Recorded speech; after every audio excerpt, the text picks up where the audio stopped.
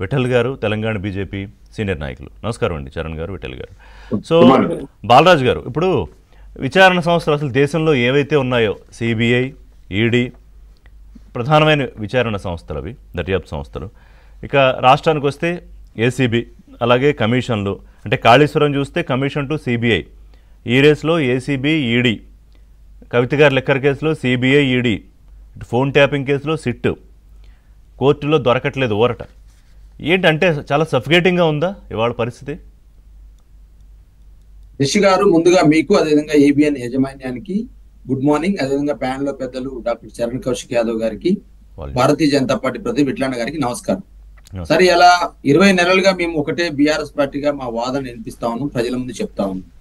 మేము ఎక్కడ కూడా కాళేశ్వరంలో కావచ్చు, అదేవిధంగా వీళ్ళు ఆరోపణ చేస్తున్నటువంటి ధరణిలో కావచ్చు, వీళ్ళు ఆరోపణ చేస్తున్న విద్యుత్ ఒప్పందాల విషయంలో కావచ్చు, వీళ్ళు ఆరోపణ చేస్తున్నటువంటి ఫోన్ ట్యాపింగ్ లో కావచ్చు, వీళ్ళు ఆరోపణ చేస్తున్న డ్రగ్స్ విషయంలో కావచ్చు, వీళ్ళు ఆరోపణ చేస్తున్నటువంటి మిషన్ భగీరథలో కావచ్చు, మిషన్ కాకతీయలో కావచ్చు, వీళ్ళు ఆరోపణ చేస్తున్న ఈ కార్ రేసింగ్ లో కావచ్చు, ఎక్కడ కూడా బీఆర్ఎస్ పార్టీ కానీ బీఆర్ఎస్ పార్టీ నాయకత్వం ఒక్క తప్పు కూడా చేయలేదని చెప్పేసి మేము ఫస్ట్ నుంచి వాదిస్తా ఉన్నాం. ఈ రోజు కూడా మా వర్కింగ్ ప్రెసిడెంట్ కేటీఆర్ గారు, మా పార్టీ లైన్ అంతా కూడా అదే విధానంతో ఉన్నది. ఇవాళ 20 నెలలుగా వీరు చేస్తున్న బదనం ఏదైతే ఉందో, 20 నెలల కంటే ముందు అధికారంలో రాకముందు వీరు చేసిన బదనాం ఏదైతే ఉందో, ఆ బదనాం తోటి ప్రజల యొక్క ఓట్లు వేయించుకున్నారు, అధికారంలోకి వచ్చినారు. సరే, అని నేను అంటున్నాను, అన్ని ఇన్వెస్టిగేషన్ సంస్థలన్నీ కూడా మీ చేతిలో ఉన్నవి. ఎందుకు ఇవాళ మా మీద కేసు బిల్ చేసి మమ్మల్ని జైలు పంపలేకపోయినారు? 6 నెలల్లో జైలు పంపుతాం, ఊసలు లెక్క పెడతామని చెప్పేసి మాట్లాడిన వాళ్ళు ఎందుకు మీరు ఈ ఆధారాలు చూపెట్టలేకపోయినారా, లేకపోతే కేసును బలోపేతం చేయలేకపోయినారు? సార్, మరొకసారి కూడా ఇవాళ ఏబిఎన్ ద్వారా అనేక సార్లు చెప్పినాం ఈ డిస్కషన్ లో. సార్, ఈ కార్ రేసింగ్ సంబంధించి మళ్ళా ఏదో సుప్రీంకోర్టులో డెఫినెట్ గా సార్, ఇప్పుడు చట్టము డెఫినెట్ గా మాకు అందరికీ చట్టమే కాబట్టి డెఫినెట్ గా మాకు ఎన్ని అవకాశాలు ఉంటే అన్ని రకాలుగా మేము చట్టం ముందు మా ప్రయత్నం మీకు చేస్తాం. ఆ క్రమంలో మేము ఏమంటామంటే 2022 అక్టోబర్ 25న ఈ కార్ రేస్ నిర్వాహకులతోటి ఒప్పందం జరిగింది. 4 సీజన్ల సంబంధించి ఫార్ములా రేస్ అని నిర్వహిస్తామని చెప్పేసి 4 సీజన్లకు ఒప్పందం జరిగింది. ఎప్పుడు సార్? 2022 అక్టోబర్ 25న. 23 ఫిబ్రవరిలో మొదటి రేస్ జరిగింది. ఆ మొదటి రేసులో గ్రీన్ కో అనే సంస్థ, ఎస్నెక్స్ అనే సంస్థ వాళ్ళు ఆ రోజు ప్రమోటర్స్ గా ఉన్నారు. నిర్వహణ అయిపోయింది. హ్యాపీగా సుమారు 31,000 మంది ప్రేక్షకులు అక్కడికి వచ్చినారు. దేశవ్యాప్తంగా 200 దేశాలు దీంట్లో పార్టిసిపేట్ చూసినారు.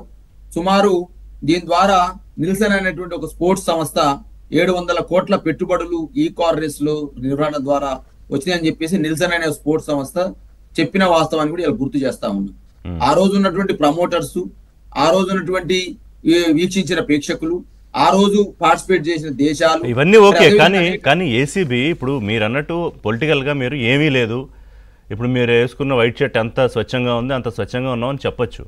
కానీ ఏమీ లేకుండా ఏసీబీ ఇన్ని నెలల నుంచి విచారణ చేసి, సుమారు 9 నెలల పైన విచారణ చేసి, ఇవాళ మాకు పర్మిషన్ ఇవ్వండి ప్రొసీడ్ అవ్వడానికి ప్రాసిక్యూషన్కి అని అడుగుతోందంటే చాలా స్పష్టమైన ఆధారాలు లేకుండా. ఎందుకంటే కోర్టులో ఊరట దొరకలేదు. ఏమాత్రం చిన్న స్కోప్ ఉన్నా కూడా, ఇప్పుడు సపోజ్ కవిత గారి విషయంలో విచారణ అయిపోయింది కదా, there is no point further keeping her in the jail అని బెయిల్ ఇచ్చారు లాస్ట్ ఇయర్.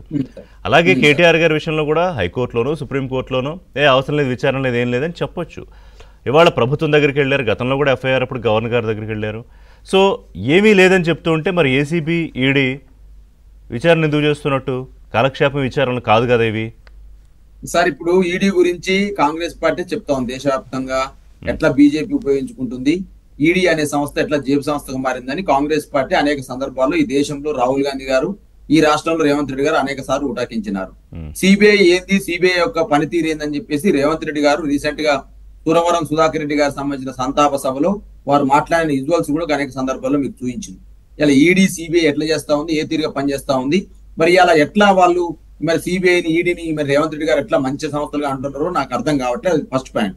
నేనేమంటే సార్, తెలంగాణ సంబంధించి, హైదరాబాద్ సంబంధించి బ్రాండ్ ఇమేజ్ ని పెంచడం కోసమే మేము ఈ ఫార్ములా రేసింగ్ నిర్వహించడం తప్ప ఇందులో స్వలాభం లేదు అనే అంశాన్ని స్పష్టంగా ఇలా బీఆర్ఎస్ పార్టీగా కేటీఆర్ గా స్పష్టం చేస్తా ఉన్నారు.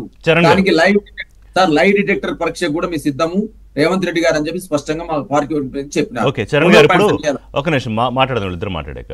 సో ఇప్పుడు పొలిటికల్ స్టేట్మెంట్ల ఆధారంగా